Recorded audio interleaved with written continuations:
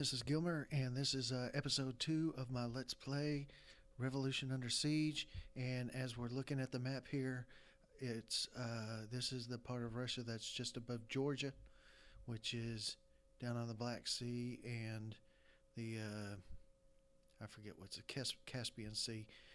We're trying to get these troops out of here, according to some information that I received.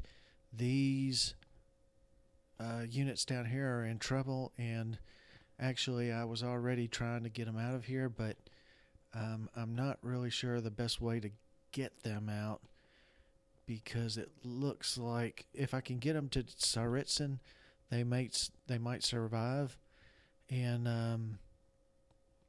I don't know. I'm moving them here. Most of them I'm moving to Armavir, and from there I'm going to try to reorganize them a little bit maybe, and try to get them out of here.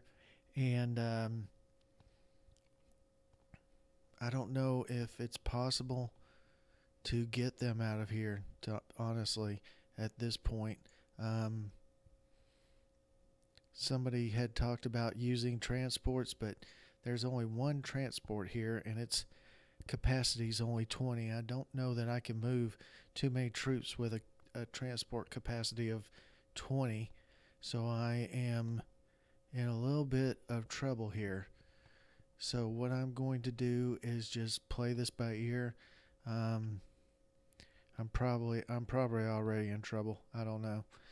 These units might be gone for all I know. But we're gonna try to get them out of there. And so I have some other units that I'm moving around. Um, Up here is over and to the left. That's Moscow. I'm going to move some troops from Moscow because it has a pretty good amount of troops, I think, over here to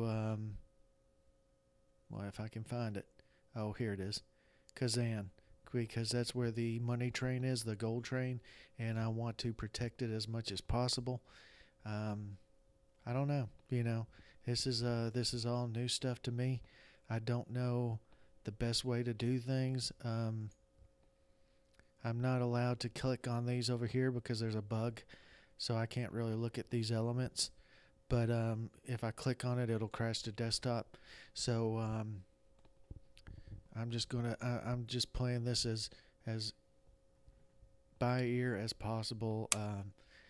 One thing I did read is that you want to use your requisition in areas that you know are probably going to fall um, to the whites or whoever else is attacking you. Um,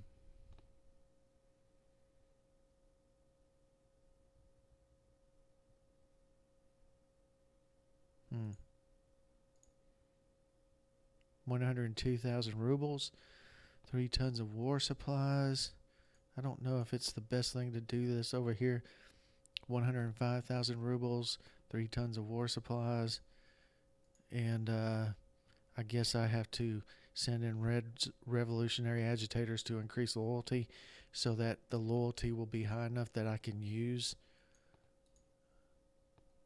these requisitions. Um, let's take a look at up here. Uh, I think this area is represented on this map by this area.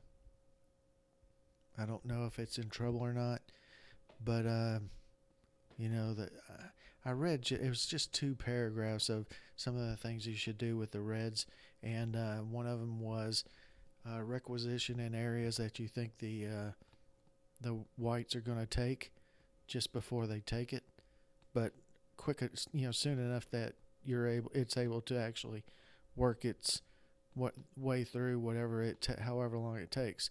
Um, so I don't know what the best place is. This looks like it is some political police requisition. So let's see if that all works. I know that Who knows if that will work or not. Let's see. Where are all these guys? Is he unlocked? No, he's not. Is he unlocked? No, he's not. I got one red officer unlocked, and that's it. So what we're going to do is, let's see. We're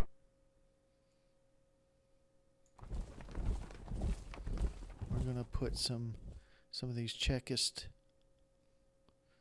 See, that's scary right there, because that guy is probably going to cross that river pretty quickly.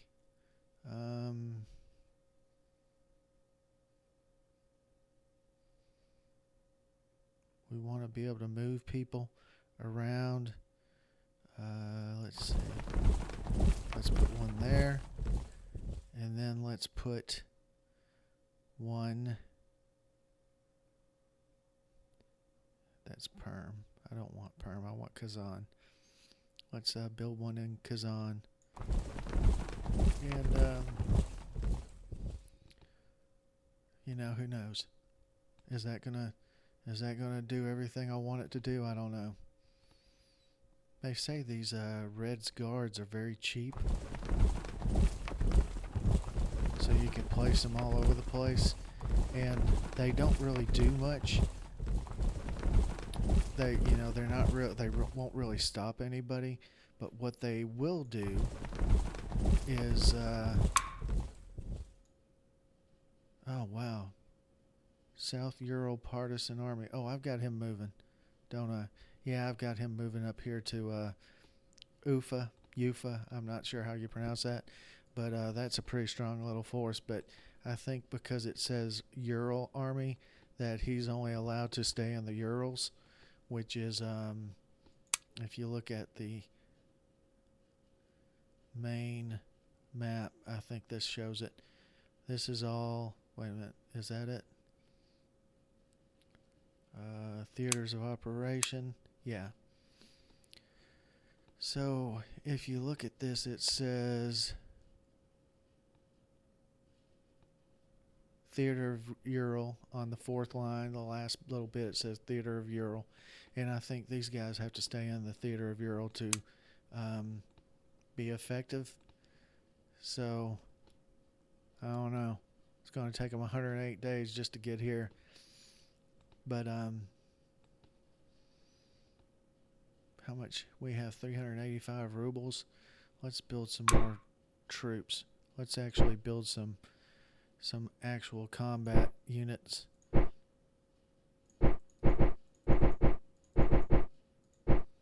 If I can find any place to build them. Okay. So I can build some here.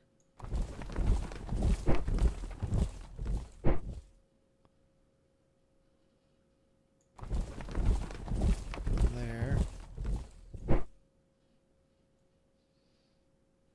And there. Let's build one more for Kazan. Okay. What else do we have going on? Restore the Air Force. This option will restore some of the former Tsarist Air Force. One air group and one balloon, some replacements for it. That doesn't sound worth the crap. Partial mobilization. This option will bring a variable amount of conscripts based on your national morale. If it reaches 80 national morale, 120 national morale or more, at the cost of increased discontent within the population. So basically, if I do this, I'll gain 800 conscripts. I don't have any war supply, so I don't know how much that helps. Call the workers to join the army. Now, this is something that actually has been mentioned before. It is something they say I need to do. It calls the urban workers and party members to join the Red Army. It will improve the morale and the organization of the Red Army, increasing after all the number of military police, Cheka Invoker, and political police, political commissars, It also has a big political cost since the local urban Soviets will lose many historical active revolutionaries in the fronts and let the political management to new bureaucrats in the rears. Um, I'm not criticizing the I'm not criticizing the developers, but it's kind of hard to understand what they mean with some of this. Um, some of the text is just a little bit hard to follow because obviously English isn't their first language, and that's not a criticism on them. It's just it is a little tough trying to figure out what they mean by this line and let the political management to new bureaucrats in the rears mean. Um, this option can only be activated 10 times total, and it takes 10 engagement points, 35 victory points, but we gain 1 national morale, 50 conscripts, and a unit pool gets 5 Cheka, 10 Voker, 10 Politicom, and 3 infantry brigade units available. So that's pretty good. I'm already at 120 national morale, so I don't really think I need to use that yet, but it is something to think about. This is another interesting one. Set a GHQ for the Southeast Front. This is, I think, direct, something directly opposed to the Eastern Whites, and it might help. It says this option will establish an Army Great Headquarters, GHQ, in Tambov for the Southeast Front. A Commandarm 3 stars leader will be appointed in the town to coordinate the forces in a large area of 15 regions around where all the Com Corps 2-star leaders will then be allowed to form Army Corps. The Army Corps forces can support each other in battles if they are in neighboring regions. They can reach in one turn. That's what they're talking about. March to the sound of guns is what they're talking about there. March to the sound of guns. I've mentioned it in To End All Wars, and also I mentioned it in Rise of Prussia. What it means is that if you attack in one region and you have allied forces in the next region over, there's a chance that they will march to the sound of guns and support your fight in the region that you're having a battle in. So that's something that's pretty nice.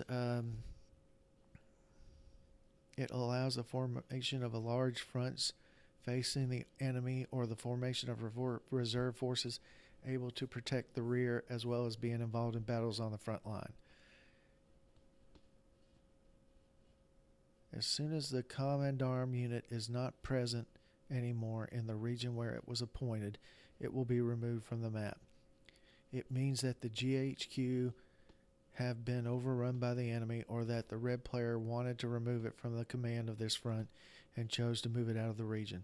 The leader, who was the Commandarm, may sometimes again be available in a controlled main town as a Comcard 2-star leader. This option may be available to establish a new GHQ if the region and its town are under your military control. If this option has no effects after it was activated, it could also mean that there is currently no 2-star leaders on the map which can be promoted as 3-star leaders. Try again when some new performance on the battlefield. Try again when some new 2-star leaders have appeared after they have been promoted thanks to their performance on the battlefield as a 1-star leader. -7 EP plus 1 GHQ commander, Army commander. So basically what that's saying is, and I was looking at my generals, I have no 3 stars on the map. And so basically what this tells me is it will place a 3-star general on the map in the area of the Southeast Front. And from there I can actually build a full army around him. Now, I don't know if I can do that at this time because I don't have anybody that's actually won any battles, so I don't know if this will work or not. And I'm a little cautious about trying to use this because I don't want to spend 7 EP and then it not happen, because it looks like there is a chance that even though you play the option, it doesn't work. and I'd imagine that you lose your EPs no matter what, which I don't want to have. Politics, hold Petrograd at any cost. Um,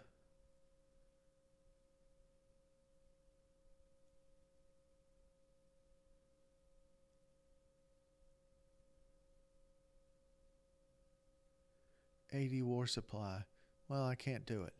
But all it does is it fortifies Petrograd, which in my last episode I said uh, later becomes, it was St. Petersburg. It's Petrograd right now, and later on it becomes Leningrad, and then later on it becomes St. Petersburg again, I believe. And actually, that city used to be, I think, the sounds like an animal's outside, but that city used to be where the rulers of Russia used to live. I think is in St. Petersburg, and then it says hold Moscow at any cost, and it needs 80 war supply too, and it would fortify Moscow for me. So that's the politics screen. Diplomacy, F5. Come on, you can do it. Production. Industrialization in Moscow. Your industrial commissar proposes to reorganize the local factories into a new weapons factory. This work should take 3 months to complete. Once completed, the strategic value of the town will increase greatly, and it will 1. Produce each turn ammunitions and war supply. 2. Provide some immediate replacements for all types of ground units except tank units. 3. Increase the number of available units in the build pool with more brigades and all other types of units. 4. Allows the reactivation of the option to increase the railroad transport capacity. 5. Once the new factory is completed, the workers may also increase their efforts to improve work production. As long as the region remains controlled, there will be a 35% chance each turn of getting more replacements. Nota bene. That's I believe Latin. I'm not really sure what it means, but the Bolshevik Samarkand tries to establish war communism, which centralizes, nationalizes, and militarizes all the food and industrial productions for the needs of arming and feeding the Red Army as well as the urban population. All management of factories by the workers' unions and all workers' rights, including strikes, are forbidden violently. The Bolsheviks also distrust the peasants, which they see as SR supporters or as counter-revolutionaries. They force them to give up all their food production, even to the point of starvation. Many peasants hide food, while many workers steal tools and industrial goods from their factories in order to exchange them for food in the countryside. Finally, if the Reds are ruled by a Bolshevik dictatorship, this situation will escalate and there will be no chance of the workers making any effort to improve the production in this new factory as described above. Cost, minus 10 EP, minus 10 war supply, minus 50 rubles. Gain, plus 5 war supply and 50 ammo per turn. Plus 8 unit replacements of militias and supply wagons, plus 2 unit replacements. Oh, that sounds like an idea. I think I am going to do that one. I can't do that one.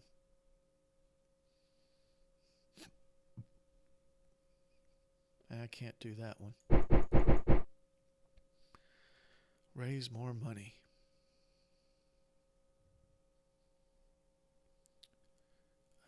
Diplomacy, no diplomacy, production. Regional decisions, I've already done those. Map, objectives. Okay. So let's see what this does for me. I've already went through all these messages, the ones that we went through the battles. I didn't go through them, battle by battle and look at everything that happened. We lost every one of them except I think one was a draw.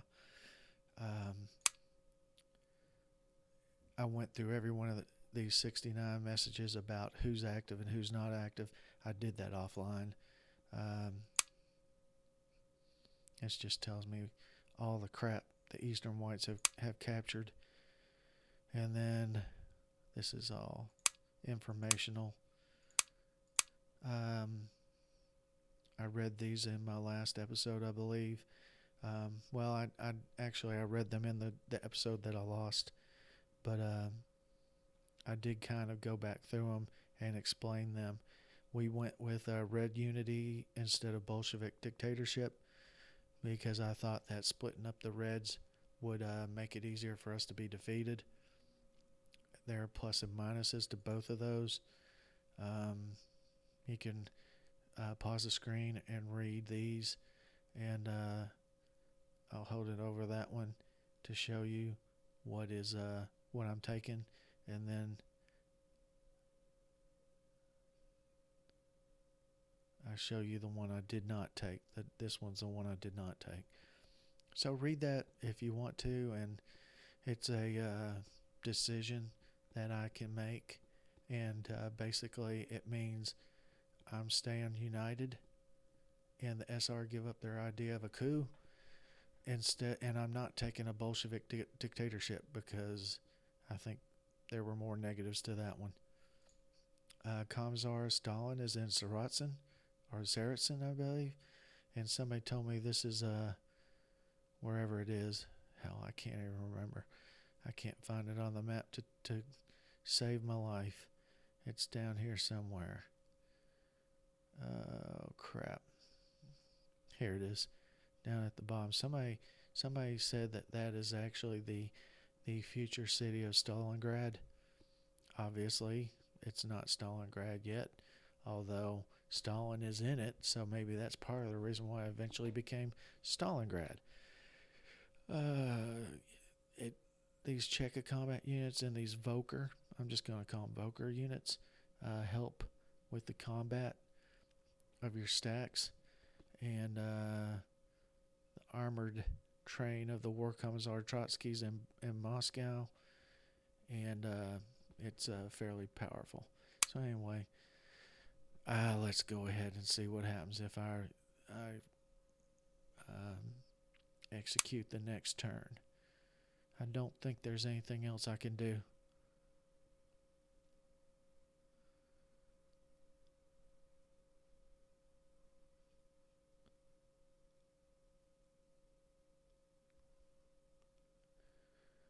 And I have the music turned off, but the sound should be active.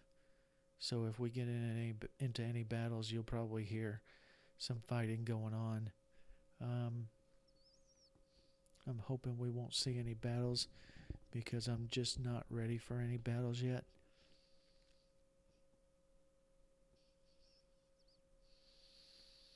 But you never know. There's more than likely I am going to see battles. Here we go. The Battle of Samarkand.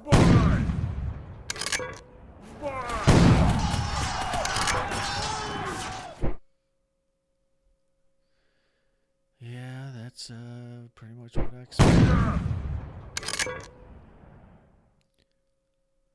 You can see where it is right down here. Another red defeat. This might be a quick let's play. It might be over fairly quickly. This guy, you can follow where they are on the map over here. They jump around a lot. Right now it's in the center of the map.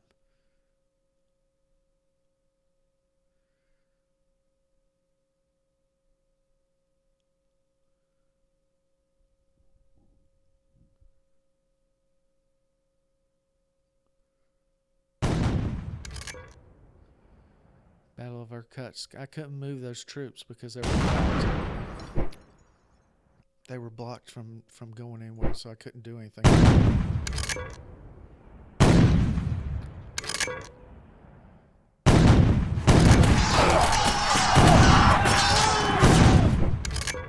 See, this is, I think, a prediction. This was predicted because in the notes that I saw, it said that you want to pull back a lot of your troops and hey, and use those requisitions on areas you're going to lose. So that presupposes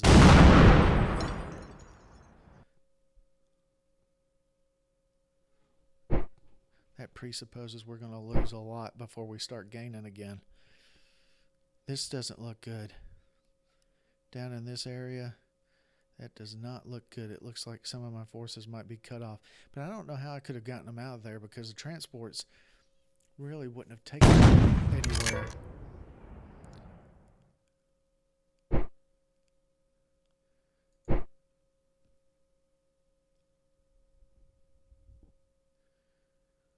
Boy, this is just one battle after another of losing. Отступаем!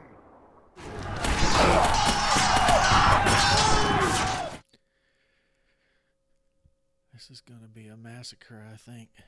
See, they're blocking that area.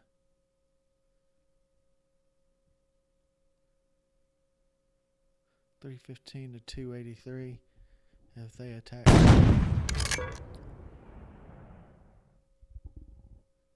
He had more troops than that. There we go. Wonder what this is. I asked that before in one of my other games. Linie halten! We look like we're...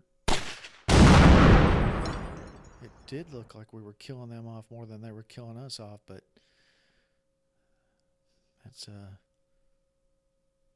not quite the case anymore. One of our formations is retreating. Another defeat. Oh, we won. Look at that, General. 1-0-0. He's horrible. Jesus. 1-0-0. The only thing worse could be a 0-0-0.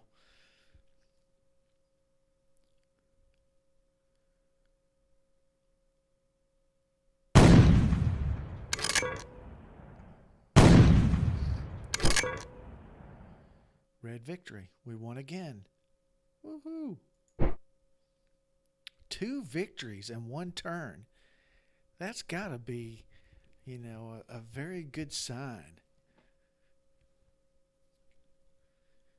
I mean, I'm sure that we're going to lose a lot of battles, but we've had 2 victories in 1 turn. Or was it 3? No, it was 3. That's right. We had 3 victories this turn because we had 2 really little small battles and that one large battle of 15,000 men to 15,000 men in Ekaterinburg. Excuse me.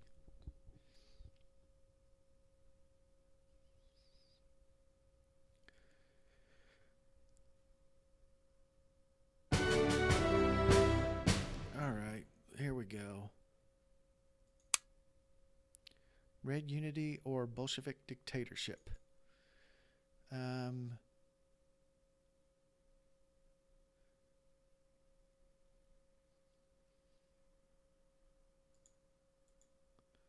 don't think it'll let me choose anymore, but I chose the Reds stay united. A right SR led insurrection burst out and joined the Kamuk Army where there's a small ammunition factory. Well, you bastards.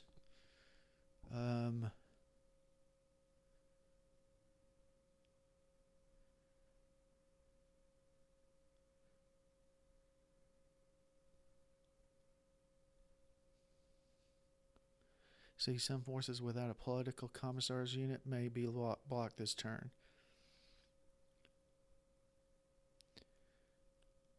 A new political option is available. Okay. Delay anti-Cossack policies. Long in the past, the Cossacks had become the Tsar's tool for reconquests or for conquest and repression. Most of the workers and peasants expecting reforms or revolution consider the Cossack communities as a symbol of the past, which should quote-unquote disappear.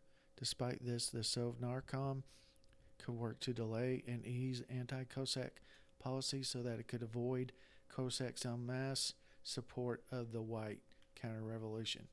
Such an option has a big political cost for the Reds, but it will avoid further Cossack uprising in the Don. It will also keep some autonomous Red Cossack Brigades units available. This option may be activated till late January 1919 and won't be available later.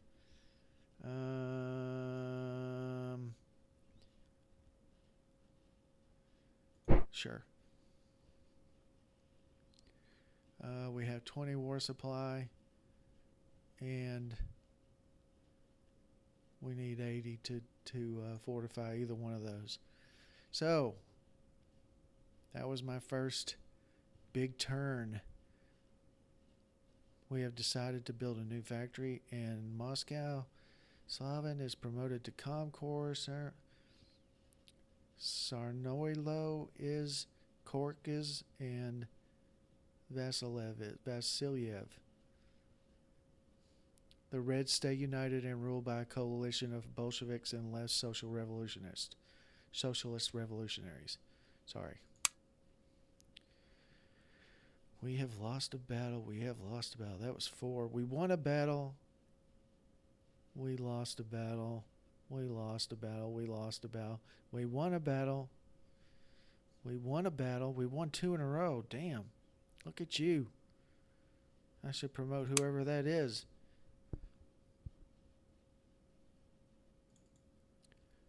The Greens are uprising. Damn bastards.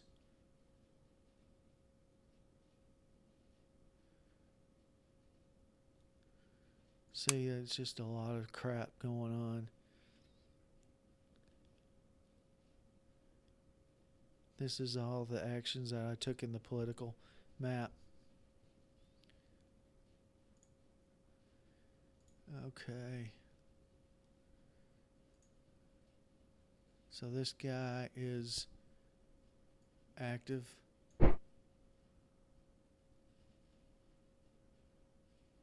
He's got somebody in there. Let's just see. 62. They're locked though. This guy is finally unlocked.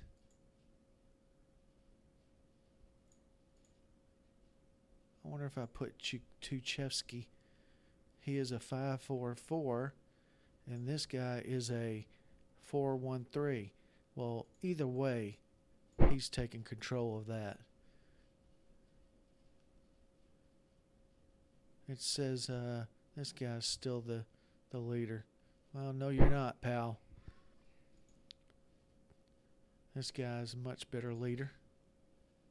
Kamenev, he's a 523. Watch this. Yep, we'll do that.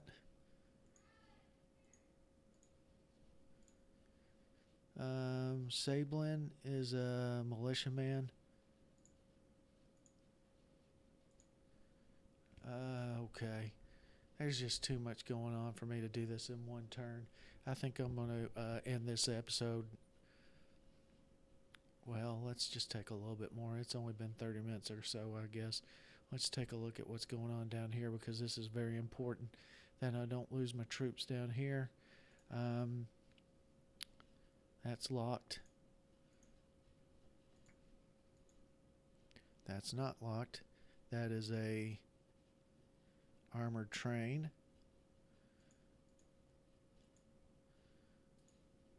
That's locked. That's locked. That's locked. That's locked. These guys are locked. And these guys are locked. Damn, dudes. Stop being locked. These guys are not locked.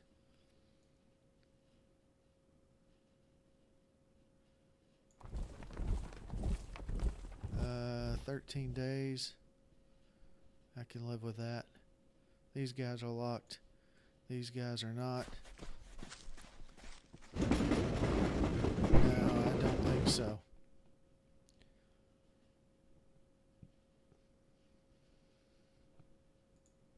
See, these are the guys they tell me to evacuate. But how am I going to evacuate them? I could.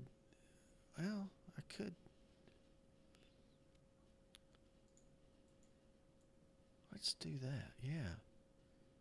We could.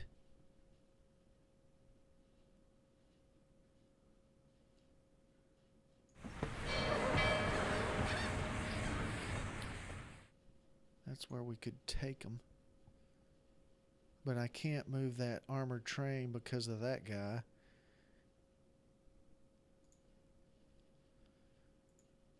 I think I just need to keep these units down here until these guys unlock, which may be for never, forever, never. And these guys are coming over. We could put them with that armored train. But see, the armored train has to stay on railroad tracks. So we'd have to come up here, attack them, and then go down here to Novorossiysk. So that's going to be mighty tough doing that.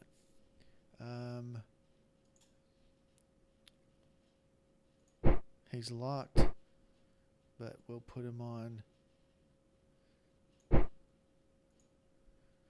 These guys are locked. Everybody's locked. Except a couple. And then these guys are locked. Golly, man. I don't understand. I mean, I understand it, but it really makes things difficult in the beginning when you don't have those political officers to move your guys. See, now these guys are locked too now. Watch these guys. Nope, they're not locked. Thank goodness. And let's see. Eastern Front GHQ. Oh, he has been promoted. So he can be create core. And it didn't do a damn thing. He's still 177. But required command, provided command. So he still has 21 command points to use. So that's pretty good. We can build him up to about 300 or 400 power division. Or core, I mean. What else? There's just so many things to do. What I need to do is use the keyboard shortcuts. Let's see if they work on this one. E, R, R, R. So E and R cycle backwards and forwards through the land units, and then T, Y, or T, Y, wait a minute, T, Y, T, Y. So T and Y circle or cycle through the naval units. So anyway, I'm going to bring this to a close. I'm going to have to do a little bit of work off camera because it's just going to be moving stuff around and playing around with it, and it's not going to be very interesting to watch it. You got to see probably the most interesting parts, which were, 9 or 10 battles in which I actually won 3 of them. So, yeah, this is episode 2 of my Let's Play Revolution Under Siege Gold. I hope you like it. Thank you very much for watching, and I will see you soon. Goodbye.